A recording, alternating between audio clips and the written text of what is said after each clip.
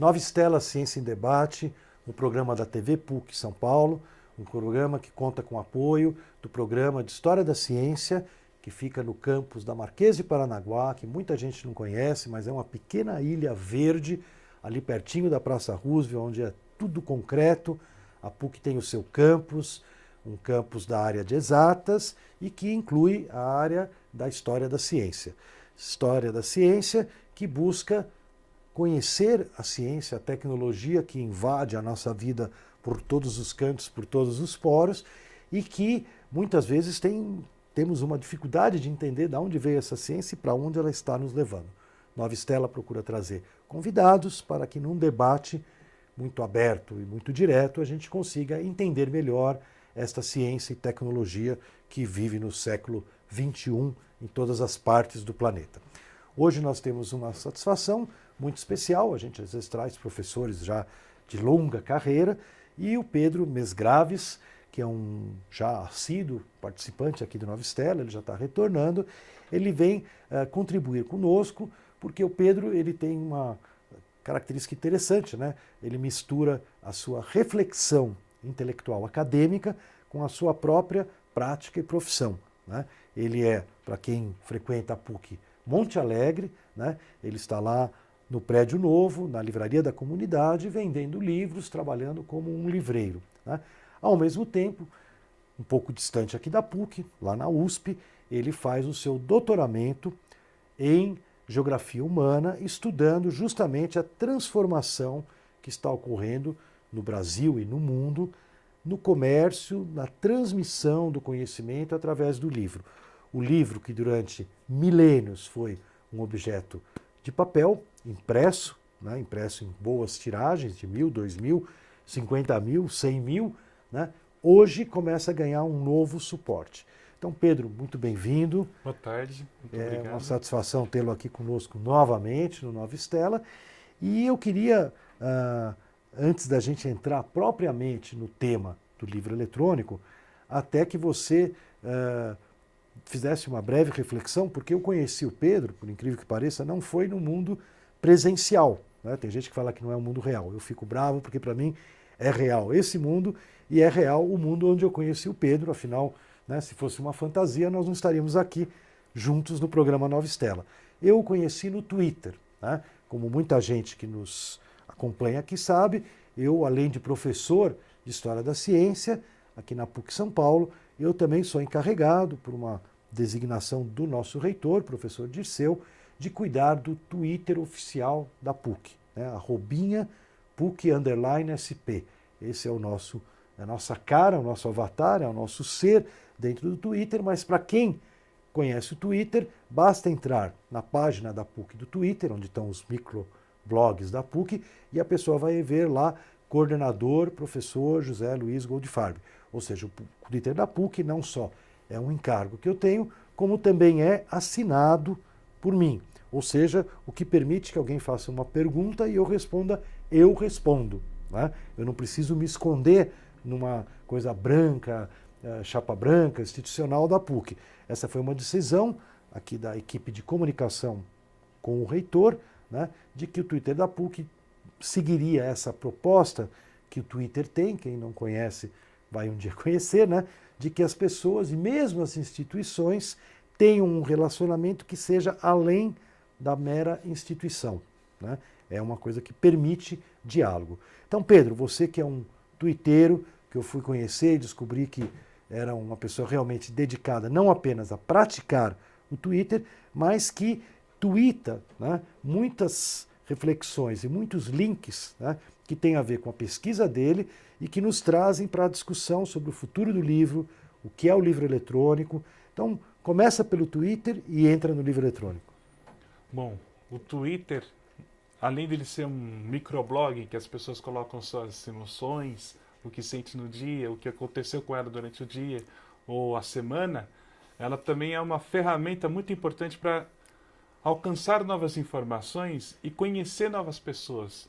Então o Twitter ele tem uma faceta profissional muito importante e que rompe às vezes distâncias institucionais, que nem o senhor colocou, e facilita, azeita relações que seriam enrijecidas por processos burocráticos. Então, por exemplo, às vezes você tem um contato com um departamento de uma área X, por exemplo, o departamento de filosofia na PUC. Você é um aluno do departamento de geografia humana da USP. Como que você faria esse contato? O Twitter, ele tem, como no processo de transformação do meio comunicacional que está ocorrendo hoje, ele diminui essas distâncias. Ele permite contatos diretos entre pessoas e entre profissionais. E entre pessoas que vão trazer informações que somem tanto a atividade profissional como a atividade de produção acadêmica e produção científica. Então eu encaro o Twitter como uma ferramenta muito importante de troca de informações e conhecimento de outros profissionais e de outros pensamentos. Eu, por exemplo, estou em contato com uma editora argentina, que eu praticamente não sei o nome dela inteiro, eu sei que é Julieta Leonetti. Uhum. E tem o professor da Católica de Portugal, que é o José Afonso Furtado. São os dois principais profissionais que, por meios institucionais ou mesmo a distância geográfica, eu não ia conhecer nunca. Assim como foi com o senhor, professor. Foi nesse processo. Então, o Twitter como uma ferramenta de comunicação, no sentido mais profundo, de botar em contato pessoas, ele é uma ferramenta imprescindível. Pedro, inclusive eu queria acrescentar, você já, como a gente se segue no Twitter, você já sabe, né? Eu tenho um trabalho que eu realizo fora de São Paulo, né, no Rio de Janeiro, né, com a secretária da Educação, a Cláudia Costin. E a Cláudia Costin hoje em dia já é um case, um caso bastante citado, né? Inclusive ela apresentou no final do ano passado um paper nos Estados Unidos, em Harvard, né? Porque ela está fazendo tudo isso que você falou, mas adaptado, além da questão profissional, acadêmica que você falou, a gente realmente ligar pessoas que têm pesquisas e que por outro caminho talvez nunca se encontrassem, se conhecessem. A Cláudia está ligando a gestão de uma secretaria que tem mais de 1.000 escolas, mais de 300 creches, mais de 34 mil professores, mais de 3 mil agentes auxiliares de creche e mais de 700 mil alunos. Essa é a rede municipal da cidade do Rio de Janeiro. O que a Cláudia está fazendo? Ela está trazendo esse pessoal em milhares, né? E cada dia aumenta centenas de pessoas que aderem à rede para poderem conversar com a secretária. Então ela conversa com os pais dos alunos lá do Alemão, lá da Cidade de Deus, da Penha, né? Assim que a polícia pacificadora entra, o pessoal brinca assim, que sai o secretário da Segurança e entra a secretária da Educação.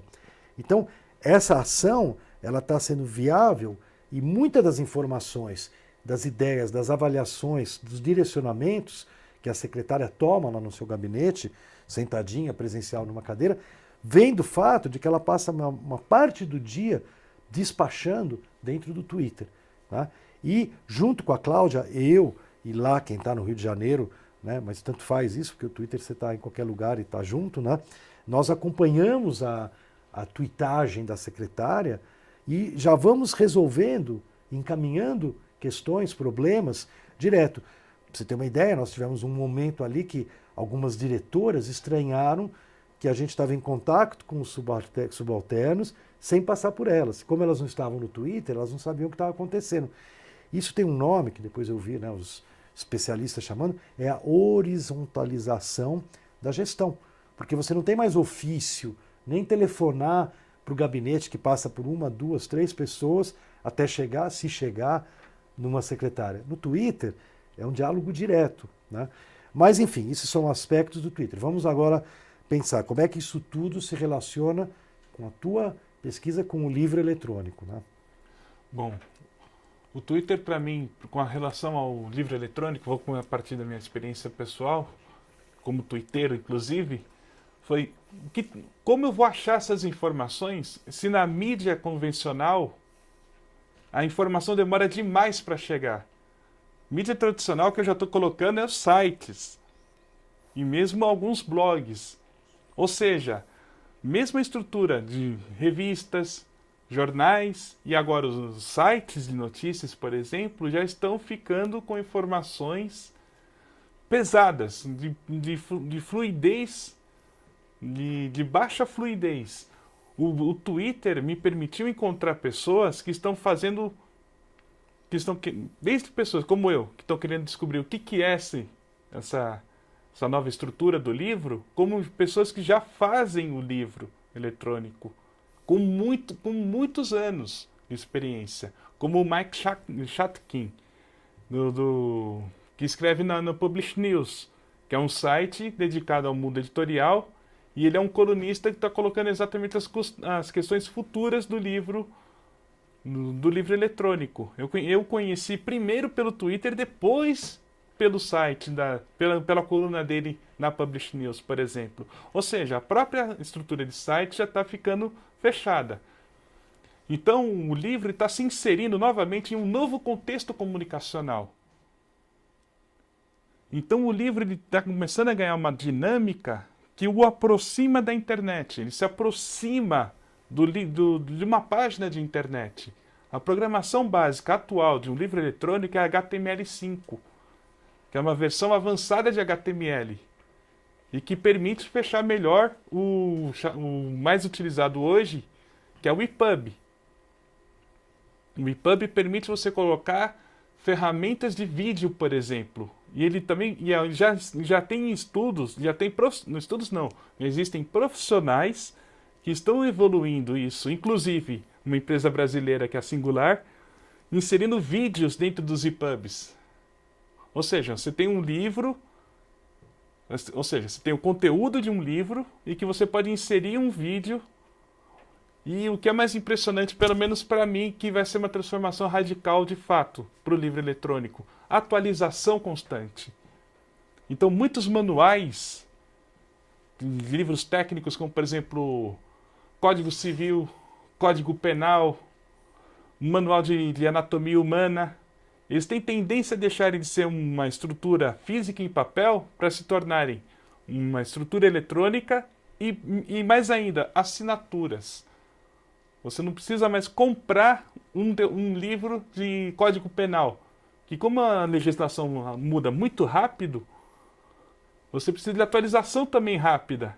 Ou seja, é melhor você assinar uma estrutura que vai ter cara de livro no formato, na nova base material dele, que é o eletrônico, com maior velocidade e com maior capacidade de atualização. Isso vai trazer como se nós conversamos uma outra vez, cada cidade tem uma lan house. Então isso vai permitir a uma pessoa conseguir uma informação mais rápida dentro de uma estrutura consolidada que é o livro. O livro ele é uma estrutura informacional. Ou seja, ele tem estruturas de conjuntos de informações que são frutos de um raciocínio que superam o imediato e superam a observação direta. Ou seja, ele tem uma reflexão. E se essa estrutura de reflexão recebe uma atualização constante, então o livro já está entrando numa nova estrutura comunicacional. E com uma fluidez que antes ele tinha dificuldade de encontrar. Uma coisa que vai ser, a segunda coisa principal que vai mudar para mim, na minha opinião, não vai ter mais livro esgotado. Você procurar um livro, falar, acabou. Eu, como livreiro, às vezes eu fico até incomodado. Puxa vida, esse livro foi adotado num curso e já acabou? Como assim? O professor está cobrando.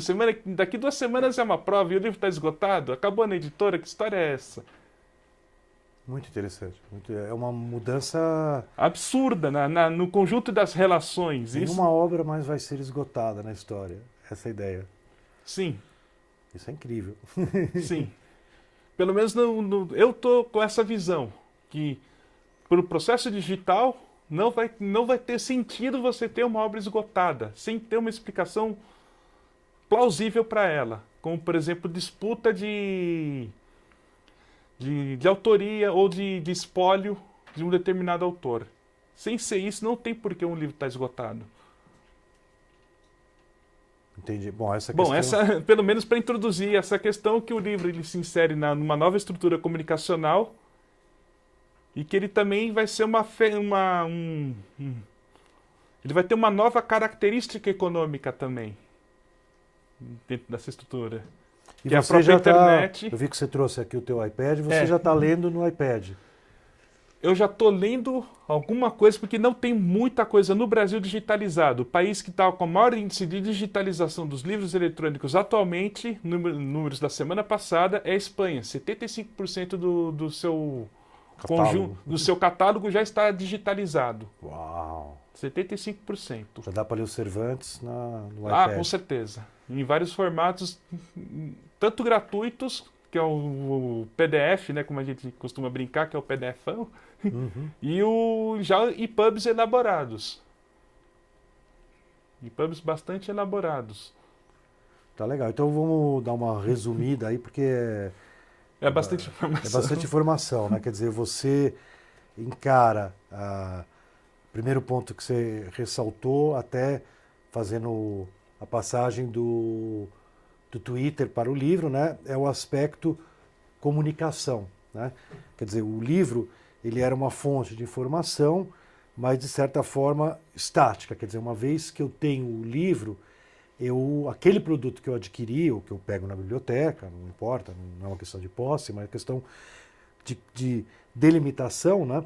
Ele tem aquele conteúdo fixo, né? A menos que eu compre uma nova edição revisada, ampliada, modificada, ele é aquele próprio livro. O que você está dizendo é que o livro eletrônico, eu posso ter, principalmente o exemplo que você deu são os manuais, mas eu posso ter outras, revisão de livro, por exemplo, ela pode ser feita online, né? Quer dizer, eu compro um livro e todo livro, né, todo mundo sabe que por mais que a gente faça a revisão, sempre se acha um erro, faltou uma letra. E o leitor vai poder botar no Twitter falando, a página tal posição está com a vírgula errada. Exatamente, está faltando uma vírgula, está faltando uma letra, né? Então, pode ter uma interatividade mais rápida. Eu ouvia uma vez o Marcelo Taz, que é um defensor da Wikipédia, né? Porque a Wikipédia muita gente reclama, né? A Wikipédia é muito livre, é muita liberdade, acaba sendo informação, será que é confiável, né? E o Marcelo Taz dizia, comparativamente às enciclopédias antigas, né? Ela é tão confiável quanto ou mais, né? Porque ainda que ela possa ter a introdução maior de erros, ela tem a revisão mais rápida. Então isso equilibra muito, né? Para você pôr um debate. Para você pôr um verbete novo na Barça, nas grandes enciclopédias antigas, tudo bem, demorava mais tempo, o crivo era maior para decidir se estava correto, a população de um país, né, que ia ser um país novo, que é fusão ou separação de outro país, tal. Hoje em dia, claro, entra mais rápido na Wikipedia, né? Mas, e isso pode introduzir mais erro, mas a quantidade de pessoas que são consultores, como o próprio Marcelo Taz faz consultoria, e que corrigem as novas entradas, os novos verbetes, é tão grande que equilibra ou até coloca uma margem maior de acerto do que na enciclopédia antiga. Então, o que você nos apresentou é que esse livro novo ele pode ter uma dinâmica, né, de ser, ao mesmo tempo que um depositório de conhecimento, ao mesmo tempo é um canal de atualização de informação. Então, esse eu acho que é um aspecto bem interessante que se ressaltou, né? Obviamente, tem uma pergunta que eu vou te colocar, que já me fizeram, né? Eu tenho participado de muitos fóruns pelo Brasil afora, né? Tem muita gente de várias áreas, né? Interessante porque é uma área muito interdisciplinar que está discutindo isso tudo, né? Talvez alguém diga assim, olha, mas se eu for ler um Shakespeare, uma peça de Shakespeare, uma obra como o Cervantes, né? O Dom Quixote, né? Tudo bem, eu posso pegar... Quer que eu abra um EPUB aqui, abra um EPUB aí para a gente ver, né? Esse é um GDI 1. Tá legal. Então, eu posso pegar o iPad e ler, né? Aliás, é interessante, né? Que você sabe que eu vi uma pesquisa recentíssima, né? Que o leitor de livro do papel, que além do livro do papel, compre o iPad, comece a baixar os livros no iPad, ele aumenta em 3 vezes a sua leitura. O que você está abrindo aí para nós? O Congresso Internacional do Mundo do Livro. Olha lá. Então, o congresso aconteceu. Né? E foi feito o EPUB dele. Nós estamos no... Esse é o... Uma versão. O índice, esse é o... Então, tá, uma mirada até o livro do futuro, né? O futuro da edição. Uma mirada até o futuro da edição. Né? Tá aqui, como ele falou, né? O texto do... Como é que vira? É só virar a página, né? Isso. Só virar a página. O que é interessante, Então, eu tenho uma tia com mais de 70 anos de idade. Essa função, aumentar a letra. Perfeito. Ela falou, eu consegui enxergar, não preciso mais apertar a vista. Então você vai ter uma inclusão de um conjunto de informações que as pessoas teriam dificuldade por vias convencionais. Então até o tamanho da letra vai ser variável com a necessidade do leitor, né? Pois então, o que é interessante é que o que acontece? Esse livro que você trouxe aqui, né? Eventualmente, né? Você teria que trazer uma mala, né? Com os livros que você queria conversar comigo ou apresentar num seminário, numa aula, né? Então, de fato, o que acontece? As pessoas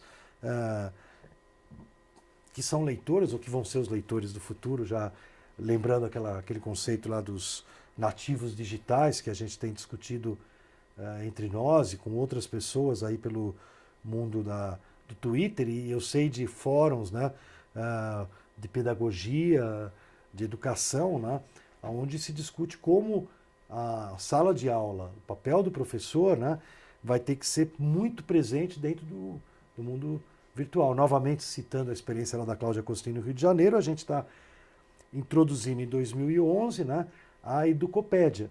A Educopédia é um reforço, né, é um paralelo das salas de aula, dos conteúdos, das grades normais, dentro de um ambiente virtual. Então o aluno tem lá a sua aula de aritmética, sua aula de geometria, sua aula de português, e se ele tiver dúvidas, né, ou reforçar o seu aprendizado, ele volta, né, no seu computador, lá na Lan House, na casa da tia, no computador que a própria escola está oferecendo, né, e ele pode ali ter o reforço. Há uma tendência, a gente já viu isso, né, começam a surgir informações de escolas que estão substituindo o livro papel dos seus alunos, né, que é um custo... E o caderno, né, pelo iPad, né? Quer dizer, do ponto de vista até econômico, que a gente conversou já numa outra visita tua, né? Toda a logística, pensa no Brasil, o governo compra centenas de milhares de livros para distribuir por todo o Brasil, né? O livro didático, o livro paradidático, né? Se ao invés disso, cada aluno que entrar na escola pública ganhar o seu iPad, né? E tudo ser de uma forma muito mais ágil, baixado pela internet, né, tudo bem, com pagamento, ninguém está querendo aqui piratear e dar o chapéu em ninguém. Pagam todos os direitos autorais, o direito da editora, como você citou o Mike Shatskin, né, é um tema complexo, porque ele cita, quando ele esteve aqui no Brasil, né, nos debates aí sobre o livro digital, o e-book, ele cita o caso de alguns autores norte-americanos, né, que aproveitando o tamanho das lojas virtuais, como a Amazon, né, já passaram a editar sozinhos. Né? O cara monta o livro... Tem uma ferramenta na Amazon de autopublicação. Explica isso para nós aqui. Eu não tive contato ainda direto, mas a Amazon ofereceu uma ferramenta em que o autor... Pega o seu PDFão. Pega o seu PDFão, ou mesmo em doc. Se ele tiver as imagens em alta, ele consegue mandar quase que uma estrutura de comunicação entre computadores, próximo como o FTP, que é uma via de troca de arquivos ultra rápida. Pesados, ele manda direto à Amazon, a Amazon faz uma estrutura simplificada de edição online, que o próprio autor vai organizando, e ele combina com a Amazon um percentual de 30%. Ou seja, mesmo essa relação direta da Amazon com o autor, então quebrando a estrutura editora, distribuidora, livraria, consumidor final, a Amazon está pegando o autor antes até da própria editora e oferecendo o que seria, a edição, né? e oferecendo o que, esse é o grande debate, até mais do que muitas editoras oferecem pelo livro que seria publicado por uma. As editoras, Então tem uma grande celeuma tem uma celeuma, colocada. porque as editoras, né, obviamente, elas se defendem, né, dizendo que alguns... A qualidade do livro vai ser feita pelo editor. Não é só isso. É que algumas editoras se defendem, dizendo assim, tudo bem, um autor revelação, tudo normal. Mas um autor consagrado que vai depois e vai lá e lança sozinho o seu livro e ganha mais porque negocia direto com a Amazon, o que a editora se sente traída, né? Porque quem fez o nome daquele autor foi a editora. Eu vou dar um exemplo aqui no Brasil. Eu vendia na Livraria Belas Artes, né, o Paulo Coelho antes de ser conhecido. Era livro consignado, vendia aquele pouquinho por mês, eu fazia o chequinho e pagava para ele ou para um representante dele mensalmente. A editora era Ecos, uma editora pequenininha do Rio de Janeiro, que já tinha o Diário de um Mago, já tinha algumas coisas. Quando a Rocco pega e leva o Paulo Coelho para a distribuição nacional e depois internacional, ela promoveu o autor. Então, é isso que a editora está dizendo. Quem fez a promoção foi a editora. E os autores agora estão traindo e fazendo a edição direta. Bom, Pedro, eu queria agradecer muito a sua presença. O programa Nova Estela Ciência e Debate vai chegando ao fim, novamente de um tema extremamente aberto e atual, que é o livro eletrônico, que já está aqui todo bonitinho, invadindo as nossas residências, e aqui já não vai só nas residências, vai para a rua. Novamente, Nova Estela procurando uma estrela nova que nos dê luz e compreensão para entender para onde tudo isso vai nos levar. Hoje, provavelmente, a gente está vivendo, até pelas mídias, uma nova revolução que muda comercialmente, muda o transporte, muda a transmissão, mas muda também, que é o principal, as pessoas que estão vivendo. Nova Estela Ciência em Debate fica por aqui hoje e volta na semana que vem com uma nova programação.